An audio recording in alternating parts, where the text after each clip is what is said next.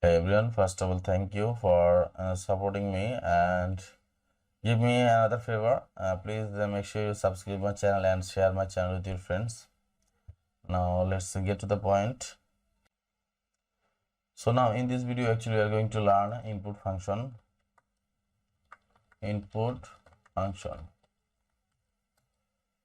So what is input function? Input function basically allow user to give input with their keyboard. If you are familiar with any other programming language, then you know prompt. So this is actually a prompt. You can actually call it prompt, or if you want to call it input, whatever you like, just call it. So how can we actually use this input function in our program? So first of all, I'm going to assign a variable a is equal to, then I'm going to type input function and enter this input function. I'm going to add some text, enter a value. I'm going to give a space. Now if I print it and let me run it,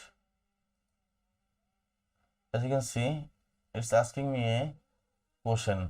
It's asking me to put enter a value. So if I add or if I enter WP coders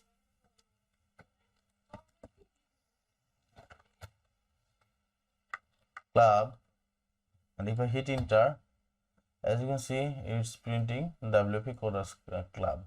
So basically what it's doing, it actually asking me to enter something, and I am a user and I am actually adding some or entering some data to this prompt.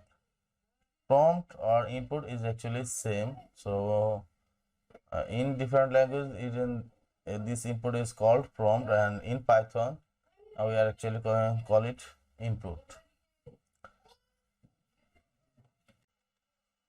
Now let me give you another example. So suppose instead of a text, if we enter a number here, then what is the data type of this value? Actually you might have a question in your mind, so let me be clear. If you enter anything inside this input prompt, whatever data like text, number, floating point number, it will actually take all of this value as a string. So currently whatever you actually enter on input, it will be a string. Let me show you the data type of this variable a, type a.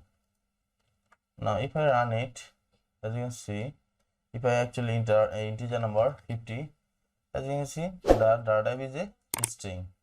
So if you want to actually take a value as a integer, then you have to actually convert this data type from here. And we know typecasting because we already make another video for our data type and typecasting. If you don't know about typecasting, please check on my channel. Now we are going to actually convert it into a integer. So now if I run it again, and if I actually enter the value now, you will see the data type is actually an integer. So I hope you are clear now.